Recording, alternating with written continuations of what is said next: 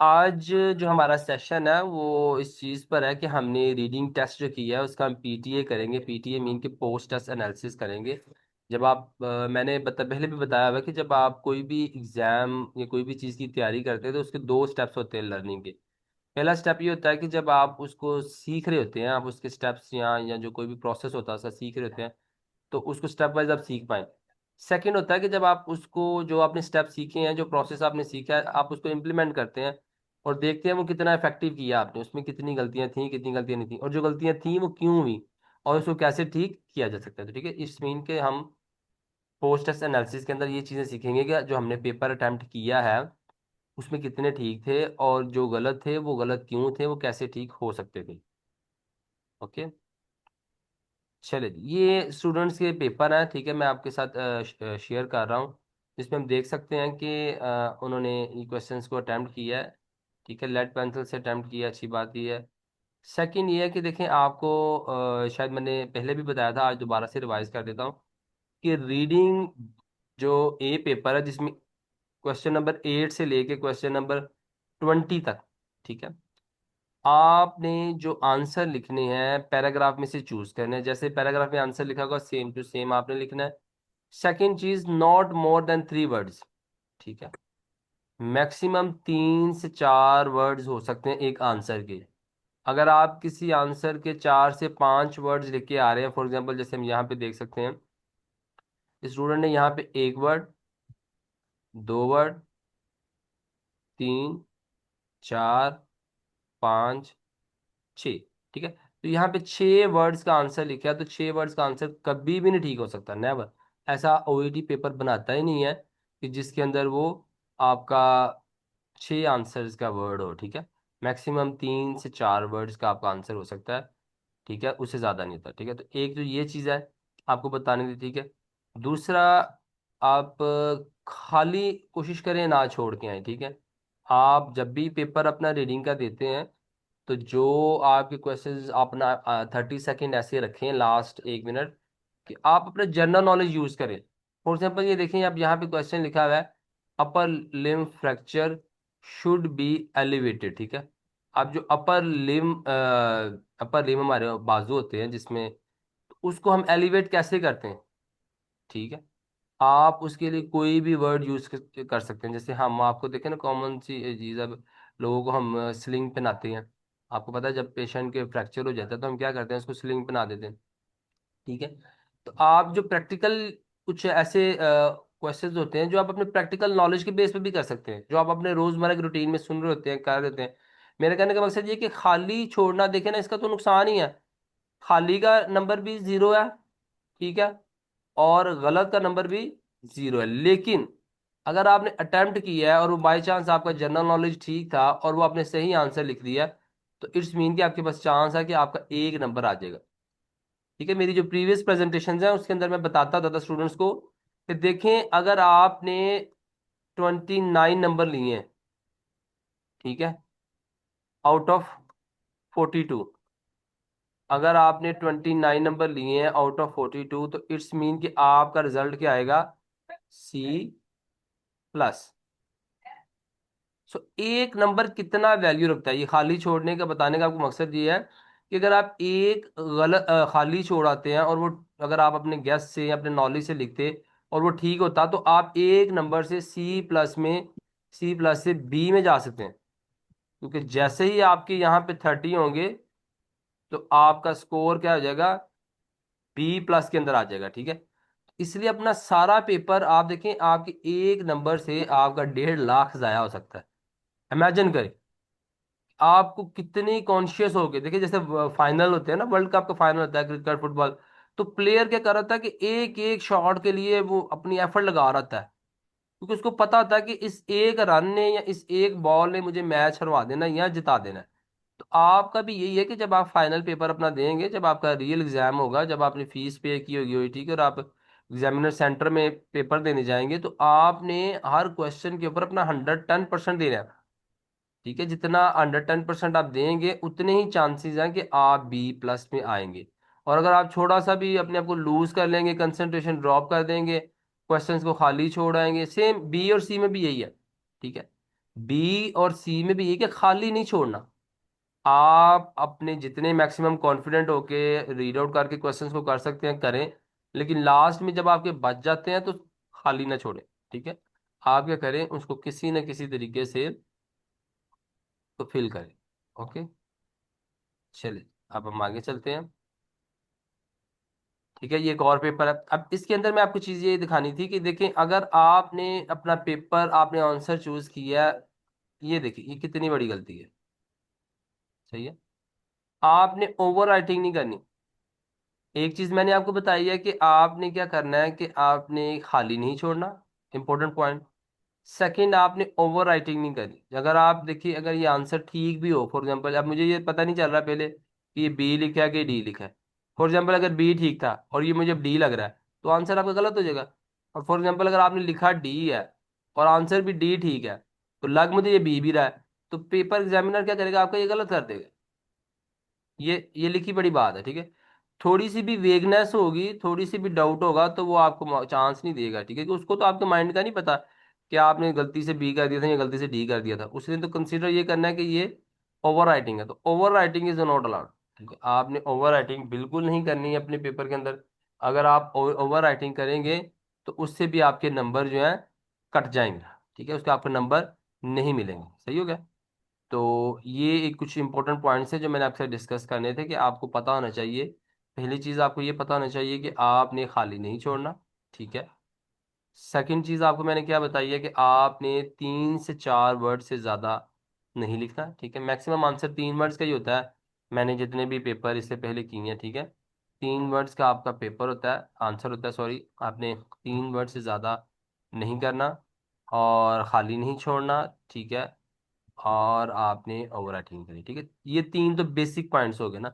अब हम आ जाते हैं कि देखें, जो आपने पेपर अटेम्प्ट किया उसके अंदर जो मिस्टेक्स थी, आज मैं सिर्फ उन क्वेश्चंस को हाईलाइट करूंगा। ठीक है, आपका जो रिजल्ट है इसका जो की है वो आपको, अगर आपके पास है ठीक है, अदरवाइज मैं की आपसे शेयर कर दूंगा ताकि आप अपने रिजल्ट को खुद से एवेलुएट कर सकें, आपके कौन कौन से आंसर गलत थे और कौन कौन से आंसर ठीक थे। ठीक है, तो सबसे पहले हम डिस्कस करेंगे कि ये देखें, ये पेपर होता है आपका। जब आप पेपर आपको मिलता है, मैंने आपको पहले बताया कि आपने स्कीमिंग करनी है, ये चीज़ें सारी आपको सिखाई हुई हैं। स्कीमिंग की चीज़ें भी आपको बताई हुई हैं। ये चारों टेक्स्ट हैं इसके अंदर। ठीक है, चारों टेक्स्ट को आपने स्कीम कर लिया। अब आ जाते हैं इसके ऊपर। ये पेपर के अंदर जो पहला क्वेश्चन था वो स्टूडेंट्स ने गलत लिखा था। ठीक है, अब हम इसको देखते हैं, क्वेश्चन को रीड आउट करने का तरीका। कि आपने जैसे ही 2 से 3 मिनट के अंदर आपने स्कीमिंग कर ली, तो उसके बाद आपका पहला स्टेप क्या है कि क्वेश्चन को पढ़ना, क्वेश्चन को अंडरस्टैंड करना। ठीक है, अब यहाँ पे क्वेश्चन के अंदर जो वर्ब है वो क्या है। ठीक है, तो वर्ब क्या है, डिलीवरिंग फ्रॉम पेन। डिलीवर होता है रिलीफ से, अगर रिलीफ भी लिखा हुआ है कि जो आपकी पेन है, पेन से आपको डिलीवर करने के लिए, रिलीव करने के लिए, रिलैक्स करने के लिए, या आपको उसका आउटकम देने के लिए कौन सा प्रोसीजर यूज किया जाता है। ठीक है, तो पेन रिलीफ की बात हो रही है। हमने उस पैराग्राफ पे जाना है जहां पे पेन रिलीफ की बात हो रही होगी, जहां पेन को रिलीव करने की बात हो रही होगी। ठीक है, तो अगर हम अपनी स्कीमिंग को याद करते हैं और स्कीमिंग को रिवाइज करते हैं और उसके साथ देखते हैं कि हमारे पास 4 टेक्स्ट थे। पहला टेक्स्ट हम मैं आपके सामने लेके आता हूँ। ठीक है, पहला टेक्स्ट हमारा क्या था जिसके अंदर वो बात कर रहा है, ये देखें जनरल डेफिनेशन है। यहाँ पे पेन रिलीफ करने की बात कहीं नहीं हो रही। हमारा हमारा कीवर्ड क्या था, पेन रिलीफ। ठीक है, हमने वो डिलीवरिंग देखनी है, वो प्रोसीजर देखना है जिसके अंदर पेन रिलीव हो रही हो। ठीक है, अब टेक्स्ट बी के अंदर आ जाते हैं। ठीक है, तो टेक्स्ट बी के अंदर क्या बात हो रही है, इमीडिएट मैनेजमेंट के अंदर भी देखा जाए, immobilise the affected area, provide pain relief. तो यहाँ पे pain relief, provide pain relief लिखा हुआ है, लेकिन रिलीफ प्रोसीजर नहीं लिखा गया। प्रोसीजर क्या है, मेरी बात समझ आ रही है। देखिए, पेन रिलीफ जरूर लिखा है, प्रोवाइड पेन रिलीफ, लेकिन इसके लिए प्रोसीजर क्या है, स्टेप क्या है, कैसे आप, प्रोसीजर होता है स्टेप वाइज कुछ चीज हो रही हो। जैसे अब अगर आप कैलकुलेशन करते हैं, कोई भी एनजीट्यू पास करते हैं, किसी भी प्रोसीजर को करते हैं, तो आप उसके लिए स्टेप्स यूज करते हैं। ठीक है, फर्स्ट स्टेप पे ये आप चीजें सारी ऑर्गेनाइज करते हैं, सेकंड पे पेशेंट पे जाते हैं, उससे कंसल्ट लेते हैं, तो दिस इज द स्टेप। इसी तरह हमने देखना था कि पेन रिलीव करने के स्टेप्स में क्या लिखा हुआ है। ठीक है, अगर हम आगे देखें तो आगे क्लिनिकल असेसमेंट आ जाती है, तो क्लिनिकल असेसमेंट में सिर्फ असेसमेंट की बातें लिखी हुई हैं। इसमें पेन लीव के मैनेजमेंट के अंदर आते हैं, तो उसके अंदर देखें लिखा हुआ है, splint the site of fracture discussion using a plaster black side to reduce pain. तो रिड्यूस पेन करने के लिए उन्होंने कहा कि आप स्प्लिन लगाएं, एलिवेट द लिम करें, if doubt over an injury treat as a procedure. ठीक है। अब यहाँ पे भी देखिए, यहाँ पे स्प्लिंट लिखा हुआ है।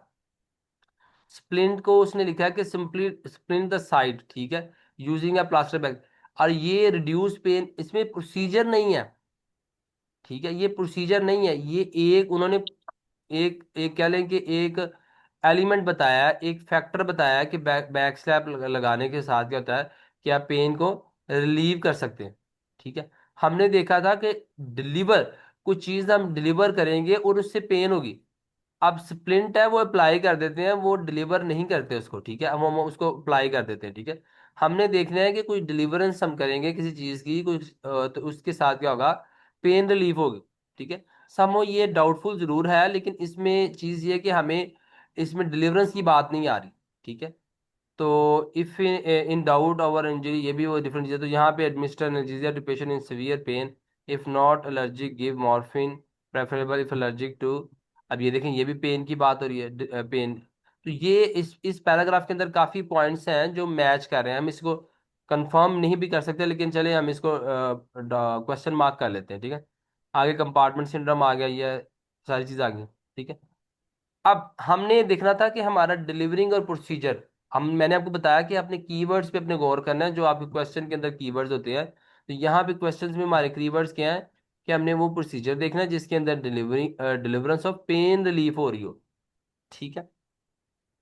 तो अगर हम प्रोसीजर से पॉइंट ऑफ से रिलेटेड देखेंगे तो ये देखें, जो स्टार्ट में हमारे लिखा है ड्रग थेरापी प्रोटोकॉल। ठीक है। तो यहाँ पे ड्रग थेरापी हो रही है। ड्रग थेरापी क्या है, एक आपका जिसके अंदर मुख्तलिफ स्टेप्स होते हैं। आप डिसीजन लेते हो, पेन असेसमेंट करते हो, और उसके बाद फिर आप उस पेन को क्या करते हो, मैनेज करते हो। ठीक है। अब उस प्रोसीजर में क्या होता है कि आप डिसाइड करते हो कि इसको हमने कितनी चीज़ देनी है, कितनी चीज़ नहीं देनी है। ठीक है। तो ये सारा इसका जो है प्रोसीजर इसमें क्लियरली इधर यहाँ पे अगर हम देखते हैं, अगर बी के अंदर हम देखिए तो यहाँ पे प्रोसीजर नहीं लिखा हुआ, उन्होंने लिखा है एडमिनिस्टर एनाल्जेसिया, एक स्टेप लिखा हुआ है इसका बस। प्रोसीजर्स के स्टेप होते हैं। ठीक है, किस में कितनी देनी है, बच्चों में कितनी देनी है, बड़ों में कितनी देनी है, यहाँ पे कुछ क्लियर नहीं लिखा हुआ। हमें उसकी समझ नहीं आ रही इस प्रोसीजर की। सिंपल ये लिखा है कि आप एडमिनिस्टर कर देना चीज़, कौन सा करना है ये भी नहीं लिखा हुआ।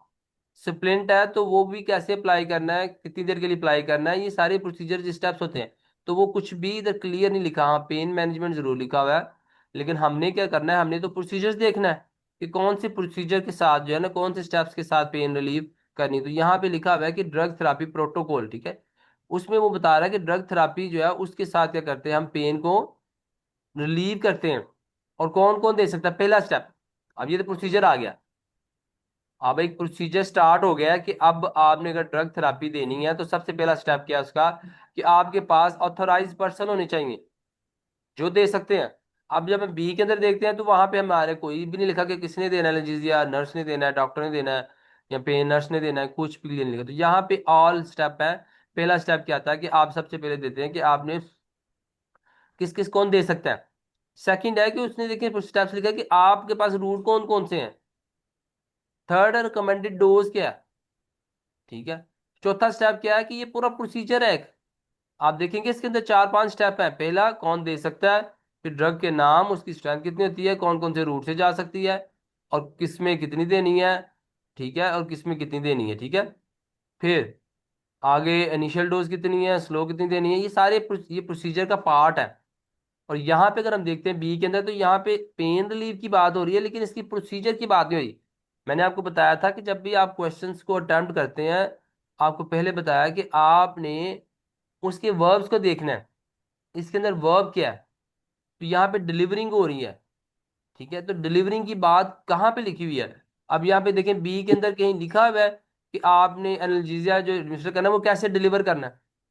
खाली एनाल्जेसिया लिखा है कि वो आपने एलर्जी का तो मॉर्फिन देना है, नहीं एलर्जी नहीं है तो मॉर्फिन देना है, अगर एलर्जी का तो फिर आपने फैंटेनिल देना है।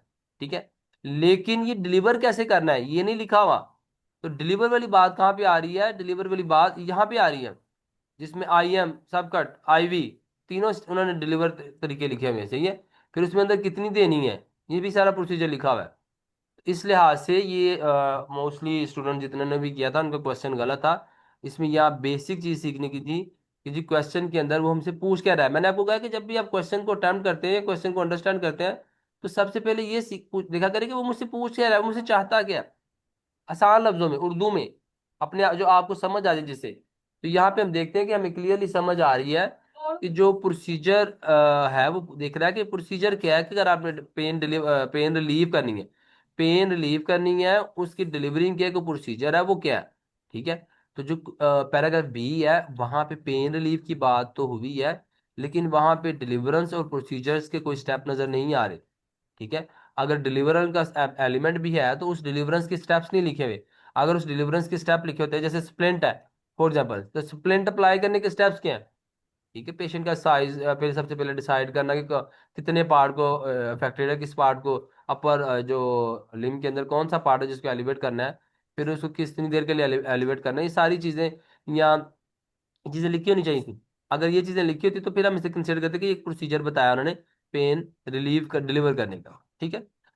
तो क्वेश्चन नंबर 1 to 7 में सिर्फ यही क्वेश्चन एक था जिसको मैंने हाईलाइट किया, बाकी ऑलमोस्ट सारे क्वेश्चन सबके ठीक थे। तो हम इसी आगे अपने नेक्स्ट मूव करते हैं, क्योंकि हमने आज बी और सी को भी कवर करना है, तो इसलिए हम जल्दी जल्दी इसको कवर करेंगे। ठीक है। अब आ जाते हैं इसके अंदर, हमारा इसके अंदर क्वेश्चन जो लोगों का गलत था वो ये था, क्वेश्चन नंबर 9। मैक्सिमम जो क्वेश्चन गलत था वो क्वेश्चन नंबर 9। अब यहाँ पे देखते हैं, वो कहता है कि व्हाट इज द, क्वेश्चन को अंडरस्टैंड करना है पहले हमने। मेन चीज हमारा क्या है, आपने क्वेश्चन क्यों करना है। क्वेश्चन के अंदर सबसे पहले आप 5 Ws को देखेंगे। तो 5 W में वो कह रहा है कि what is the maximum dose, हमने कौन सी डोज लेनी है, मैक्सिमम। ठीक है। दो किस्म की डोज होती हैं, एक मिनिमम और एक मैक्सिमम। तो हमने कौन सी लेनी है, मैक्सिमम डोज लेनी है। किसकी लेनी है, मॉर्फिन पर किलो। अब यहाँ पे ये बड़े इंपॉर्टेंट कीवर्ड है, मॉर्फिन पर किलो। पर किलो उसने हमें पहले से दे दिया हुआ है। ठीक है। Of a patient weight that can be given using the intramuscular route. Intramuscular route में हम दे रहे हैं उसको। ठीक है जी। और पर किलो के हिसाब से हमें देनी है, और that can be given using intramuscular. अब हमारे पास देखिए क्वेश्चन को मैंने सबसे पहले कि जब आप क्वेश्चन को समझ लेंगे तो क्वेश्चन में क्या है कि अगर कहीं भी देखिए, क्वेश्चन ढूंढने में बहुत आसान है, क्योंकि यहाँ पे मॉर्फिन की डोज लिखी हुई है, पर किलो में लिखी हुई है, और वो मैक्सिमम है। ठीक है। 3 पॉइंट है क्वेश्चन को अंडरस्टैंड करने के लिए, मैक्सिमम डोज ढूंढनी है, पर किलो में ढूंढनी है, और जहां पे इंट्रामस्कुलर लिखा होगा। ठीक है। जब आपने ये तीनों चीजों को अंडरस्टैंड कर लिया तो फिर आप चूज करते हैं कि मैं कौन से पैराग्राफ में जाऊंगा। ठीक है। तो सबसे पहला स्टेप क्या होता है कि आप पैराग्राफ चूज करते हैं कि पैराग्राफ कौन सा है। ठीक है। जहां तक मुझे याद आ रहा है, तो हमने जो मॉर्फिन वाला पढ़ा था तो वो पैराग्राफ सी के अंदर था। ठीक है।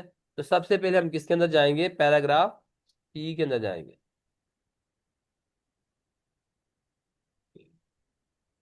लेट्स मूव टू पैराग्राफ सी। सो ये आ गया पैराग्राफ सी। अब यहाँ पे हमारा ए कीवर्ड मिल गया हमें, मॉर्फिन। ठीक है। सेकंड कीवर्ड कौन सा है, पर केजी। ये देखिए जी, ये आ गया हमारा सेकंड कीवर्ड। इसको मैं हाईलाइट कर दूं साथ साथ। हमारा एक कीवर्ड था मॉर्फिन। ठीक है, ये हमें मिल गया। सेकंड कीवर्ड था आईएम। ठीक है। थर्ड कीवर्ड था पर केजी। अब तीनों कीवर्ड मिल गए हैं। अब इसके अंदर हमने कौन सी ढूंढनी है, मैक्सिमम डोज। ठीक है। एक स्टूडेंट ने काफी वो ये सारा आंसर ही ये लिख दिया था। अब ये देखिए कि हमें ये to a maximum dose of 10 mg। 10 mg maximum dose क्यों नहीं हो सकता, क्योंकि यहाँ पे पर केजी का जिक्र नहीं है। ठीक है। इसमें वो केजी नहीं है, कहता कोई भी है आप उसको मैक्सिमम 10 मिलीग्राम तक दे सकते हैं। ठीक है। अब हमने ढूंढनी थी मैक्सिमम डोज पर केजी के लिहाज से। तो यहाँ पे दो डोजेज लिखी हैं, एक 0.1 लिखा हुआ है, और एक 0.2 लिखा हुआ है। ठीक है। अब देखिए, अगर 0 मिनिमम है तो 0.2 जो है वो मैक्सिमम होगी। कि आप यहाँ तो 0.1 देख सकते हैं फर्स्ट में, या 0.2। 0.2 देंगे तो वो मैक्सिमम डोज के अंदर आ जाएगा, 0.1 देंगे तो वो मिनिमम डोज के अंदर आ जाएगा। और पर केजी हमारा सेकंड हिंट है। ठीक हो गया।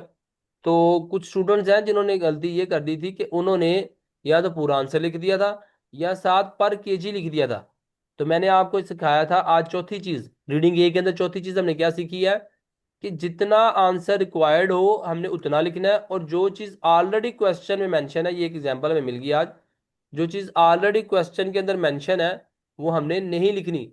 जैसे यहाँ पे पर किलो मेंशन है। ठीक है। तो पर किलो हम नहीं लिखेंगे, यहाँ पे सिर्फ आपका आंसर आएगा 0, सॉरी,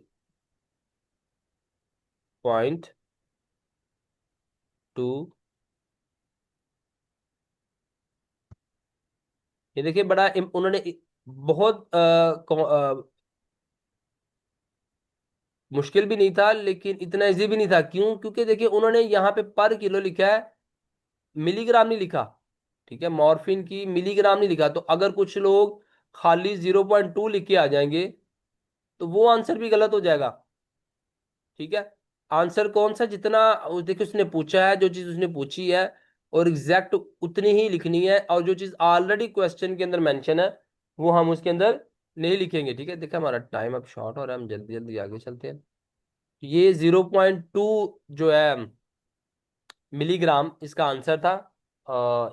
इसमें हमने क्या चीज सीखी है? सीखी ये है कि जितनी आंसर रिक्वायर्ड हो और जो चीज ऑलरेडी क्वेश्चन के अंदर मेंशन है वो हमने नहीं लिखनी। ठीक होगा जी। बोनी प्रोमिनेंस वाला आपका ठीक था। अब हम मूव करते हैं क्वेश्चन नंबर 19 और 20 पे। ठीक है, अगर और क्वेश्चन का डाउट हो तो आप मुझसे पूछ सकते हैं। ठीक है, मैं आपको मैसेज करके मुझे पूछ लीजिएगा, मैं आपको फर्दर उसका ना बता दूंगा। ठीक है, so let's move to question number 20। फिर हम रीडिंग बी की तरफ जाते हैं। क्वेश्चन रीडिंग बी का करेंगे, रीडिंग सी पे फिर हम मूव कर जाएंगे। ठीक है, अब यहाँ पे देखिए, यहाँ पे लिखा हुआ है क्वेश्चन। सबसे पहले क्वेश्चन को समझना है। क्वेश्चन को समझने का एक बार फिर से मैं बता रहा हूँ कि क्वेश्चन के अंदर वर्ब को देखना है और आसान लफ्जों में समझना है कि वो मुझसे पूछ क्या रहा है। ठीक है, तो यहाँ पे वो कह रहा है कि पेशेंट एज्ड, एज्ड लिख दिया है तो कुछ एज यहाँ पे शायद आनी है। वो एज में क्या होता है कि एंड ओवर, यहाँ पे देखिए एक चीज लिखी हुई है, and over should not be given the higher doses of pain relief. ठीक है, पेन रिलीफ की बात हो रही है और हमने एज लिखनी है, किस एज में डोज नहीं देनी चाहिए हायर। ठीक है, किस एज में ज्यादा डोज नहीं देनी चाहिए। ठीक है, हमने ढूंढना कौन सा है कि जहां पे बात हो रही होगी पेन रिलीव करने की, हायर डोज नहीं देनी, किस एज में नहीं देनी वो हमने लिखना है। ठीक है, तो हमें याद होगा कि ये भी हमारा जो क्वेश्चन था, ये भी हमारा अगर हमने स्कीमिंग जब की होगी तो ये भी ऑप्शन किसी हद तक पैराग्राफ हमने चूज करना। तो पैराग्राफ कौन सा है आपका? रीडिंग सी।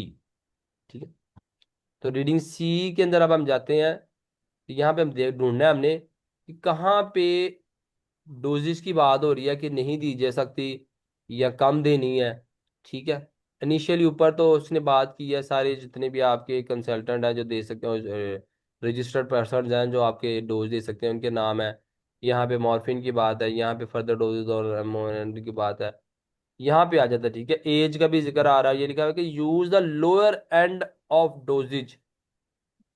ठीक है, अब ये देखिए ये है ओईटी पैराफ्रेसिंग जो यूज करता है, सिनोनिमस लैंग्वेज यूज करता है या इम्प्लिसिट वे यूज करता है। ठीक है, अब उसमें इम्प्लिसिट वे में क्या होता है कि देखिए बात लिखी मुख्तलिफ तरीके से है लेकिन मतलब एक ही है। सही है, बात लिखी मुख्तलिफ तरीके से है लेकिन उसका मतलब सेम है। क्योंकि जैसे हमने क्वेश्चन के अंदर पढ़ा था, क्वेश्चन के अंदर लिखा हुआ था कि should not be given the higher dose, यहाँ पे हायर डोज लिखा हुआ था और यहाँ पे लिखा था कि use the lower end doses. ठीक है, तो बात एक है लेकिन मुख्तलिफ तरीके से लिखी हुई है। अब देखिए क्वेश्चन के अंदर हमने ये ढूंढ ली जगह कि यहाँ पे डोजेज की बात हुई है कि यहाँ पे कम लिखनी है। ठीक है, तो हम अगर पढ़ते हैं तो उसमें देखते हैं कि use the lower end doses range in patient. यहाँ पे एज लिखी हुई है कि 70 या मोर देन 70। ठीक है, 70 साल या 70 साल से जो ज्यादा लोग हैं उनको हम मॉर्फिन की जो है वो लो डोज देनी होती है। ठीक है, अब अगली बात ये है कि हमने आंसर कितना लिखना है। सेम वही बात कि जो हमने पहले चीज सीखी थी कि क्वेश्चन के अंदर हमने देखना है कि हमसे वो चीज पूछ कितनी रहा है और कौन सी चीज ऑलरेडी मेंशन है। अब यहाँ पे इतना आंसर हमने चूज कर लिया, ये जो सारा आंसर है ये हम उठा के ले गए उधर। ठीक है, जब हम इस क्वेश्चन को उठा के उधर ले गए अपने, सॉरी आंसर को उठा के ले गए अपने क्वेश्चन के पास, तो हम इधर देखते हैं यहाँ पे लिखा हुआ है पेशेंट एज्ड। तो ये हमने क्या लिख दिया? हमने सारा अपना आंसर इधर लिख देना है, सॉरी सारा हमने आंसर इधर से लिख दिया। लेकिन जैसे मैंने आपको बताया था कि आपने क्लोजली रीड करना है कि कौन सी चीज क्वेश्चन के अंदर अगर ऑलरेडी मेंशन है तो वो चीज यहाँ पे नहीं आएगी। ठीक है। ईयर्स आप बेशक ऐसे लिख दे, बेशक पूरा लिख दे, दोनों ठीक हो जाएंगे आपके, इसमें कोई मसला नहीं है, ठीक है। अब वो कह रहा है कि patient age 70, more than 70 and over. तो एंड ओवर का मतलब भी क्या होता है? मोर। ओवर मीन कि कोई चीज उससे ऊपर हो। तो अगर हम इधर भी मोर लिख देंगे, इधर भी ओवर लिख देंगे, तो ये तो रेपिटेशन हो जाएगी। ऑलरेडी क्वेश्चन के अंदर चीज ये मेंशन है कि ओवर 70 या 70 साल से ज्यादा। तो अगर हम इधर भी लिख देंगे या 70 साल से ज्यादा या 70 साल, तो फिर वो एक ही चीज क्या हो रही है, रिपीट हो रही है। तो अगर कोई लोगों ने आंसर अगर ऐसे लिखा होगा, तो वो आंसर क्या हो जाएगा? गलत। इसे कहते हैं कि मैंने आपको सिखाया भी था, जब आपने क्वेश्चन आंसर अपना चूज कर लेना है, तो आपने उस चूज करने के बाद, लोकेट करने के बाद, आपने क्वेश्चन और आंसर्स को स्ट्रक्चर, सेंटेंस स्ट्रक्चर मैंने लिखा हुआ था वर्ड, जब मैंने सिखाया था, आपको सेंटेंस स्ट्रक्चर को देखना है कि सेंटेंस स्ट्रक्चर जो है उसके लिहाज से कितना आंसर सिर्फ इसके अंदर आना है। अब यहाँ पे सेंटेंस स्ट्रक्चर ऑपोजिट लिखा हुआ है, लेकिन मेंशन है दोनों चीजें। ओवर की वजह से ये जो ओवर वाला साइन है, ये ऑलरेडी लिखी हुई, तो हम ओवर वाला साइन ही लिखेंगे। जैसे वहां पे पर किलो लिखा हुआ था, तो हमने पर किलो नहीं लिखा। इसी तरह यहाँ पे अगर ओवर लिखा हुआ है, तो यहाँ पे ओवर नहीं लिखा। अब यहाँ पे ना मैं आपको ये एक चीज सिखाना चाह रहा हूँ कि देखिए, जो ओईटी स्टैंडर्ड के पेपर है ना, आज आपने देख लिया कि नेगेटिव एक्सप्रेशंस या कुछ वो साइंस होते हैं कुछ, उनको ऑलरेडी वो क्वेश्चन के अंदर मेंशन कर देते हैं, और आपको क्वेश्चन इस तरह डिजाइन करते हैं कि आप कंफ्यूज होते हैं, आपको पता नहीं चलता टाइम प्रेशर के अंदर कि एक चीज मेंशन करनी थी कि नहीं करनी थी। इधर आपके लिए वही बात है कि देखिए, अब ये आंसर आपने ढूंढ लिया, लेकिन अगर आपने जल्दबाजी की, आपने टाइम प्रेशर के अंदर आके इसको गलत कर लिया, तो क्या हो जाएगा कि आपका एक नंबर कट जाएगा, और एक नंबर कट जाएगा तो इसका मतलब क्या है कि उस एक नंबर की वजह से आप 29 में आ सकते हैं। 29 में आने का मतलब क्या है कि आप C+ में आ सकते हैं, ठीक है। तो यहाँ पे हमारा रीडिंग ए के लिए आज की लर्निंग है। अगर कोई क्वेश्चन होगा इसके अलावा, अगर आप पूछना चाहते हो, तो आप मुझे टेक्स्ट कर सकते हैं, ठीक है। मैं उसका रिप्लाई आपको कर दूंगा। हम मूव करते हैं रीडिंग बी पे अब। ठीक है, ये कुछ क्वेश्चंस हैं जो स्टूडेंट्स ने अटेम्प्ट किए हैं। अच्छी चीज़ इसमें दिखाना मैं ये चाह रहा हूँ कि देखें, जैसे मैंने स्टूडेंट्स को सिखाया था, मुझे ये चीज़ अच्छी लगी कि उन्होंने देखें क्वेश्चन के अंदर वर्ब को हाईलाइट किया है, ऑप्शन के अंदर भी वर्ब को हाईलाइट किया हुआ है, ठीक है। तो ये जो वर्ब्स होते हैं, और जब स्कीमिंग वो कर रहे हैं क्वेश्चन के अंदर, तो उन्होंने भी इसके अंदर ये नेगेटिव एक्सप्रेशंस है इसको हाईलाइट किया हुआ है, प्रिवेंटिंग को हाईलाइट किया है, मिशंस को, लेवल्स ऑफ इम्यूनिटी नेवर, ठीक है, to use the within 7 metres of, ठीक है, और ये अनसेफ प्रोडक्ट सिचुएशन, ठीक। तो यहाँ पे उसने देखे अच्छी जो है वो पैराग्राफ को अंडरस्टैंड करने के लिए स्किमिंग की हुई है, और कुछ स्टूडेंट्स हैं जिन्होंने नहीं किया। यहाँ पे एक और गलती है जो मैं आपको बताना चाहता हूँ, क्योंकि देखिए, जब प्रैक्टिस के अंदर आप ये गलती करेंगे, तो रियल एग्जाम के अंदर भी आप गलती कर सकते हैं। है छोटी सी बात है कि यहाँ पे स्टूडेंट ने ना किसी चीज़ को हाईलाइट किया है, और एक और गलती क्या की है कि उन्होंने टिक मार्क लगाया। देखिए, जो आपकी रूटीन होती है ना, जो आप कैजुअल अपने वो कर रहे होते हैं, वही आप अपने रियल भी एग्जाम में भी गलती कर देते हैं। तो इसमें हम देखते हैं कि स्टूडेंट ने इसको टिक मार्क कर दिया है। अगर आप पेपर के अंदर, रियल एग्जाम के अंदर इसको टिक मार्क करके आएंगे, तो आपके नंबर कट जाएंगे, आपको उसके नंबर नहीं मिलेंगे, ठीक है। आपने क्या करना है कि आपने सर्कल करना है, लाइक दिस, प्रॉपर पूरा सर्कल करना है, ठीक है। आधा सर्कल भी नहीं होना चाहिए। अगर आधा सर्कल होगा तो भी आपके नंबर कट जाएंगे, और अगर सर्कल नहीं होगा तो भी आपके नंबर कट जाएंगे, ठीक है। क्योंकि ये कंप्यूटर ने जो रीडिंग बी और सी के आंसर्स हैं, वो किसी टीचर ने मार्क नहीं करने, वो स्कैनर होता है, वो उनके अंदर आपका पेपर डाल देते हैं, और उसके साथ आपका रिजल्ट जनरेट होता है, ठीक है। रीडिंग ए के टीचर्स मार्क करते हैं, अदरवाइज बी और सी के लिए ना उन्होंने स्कैनर्स रखे होते हैं, वो स्कैनर्स के अंदर पेपर डाल देते हैं, और आपका रिजल्ट जनरेट होके आ जाता है कि आपके 6 ठीक थे, 8 ठीक थे, 10 ठीक थे। इसमें कोई एम्बिग्विटी नहीं होती, ठीक है। तो ये चीज होगी, ठीक है। अब हम मूव करते हैं क्वेश्चन 1 पे, ठीक है। कि जैसा हम देखते हैं कि अगर हमने स्टूडेंट को देखा था कि उसने क्वेश्चन के अंदर हाईलाइट किया हुआ था, ठीक है। तो हम भी वो देखते हैं कि वो कौन कौन सी चीजें हैं जो क्वेश्चन को आपने पढ़ना है। तो यहाँ पे वो कह रहा है कि the manual inform us that the blood pressure monitor. तो ये देखिए, अब मेन यहाँ पे हमारा कीवर्ड क्या है कि जो बात ब्लड प्रेशर मोनीटर के लिए हो रही होगी, उसके बारे में मैनुअल हमें क्या इन्फॉर्म कर रहा है। हमारा फोकस यहाँ पे किसके ऊपर आ जाएगा? ब्लड प्रेशर मॉनिटर के ऊपर, ठीक है। अच्छा, अगर ये प्रेजेंटेशन बंद हो जाएगी, तो मैं दोबारा से इसको जो लिंक को जनरेट कर लूंगा, तो आपने रीजॉइन कर लेना, ताकि हम इस आज की जो प्रेजेंटेशन है उसको कंप्लीट कर लें, और आज का जो मैसेज है वो आपको कंप्लीट डिलीवर हो जाए। ठीक है।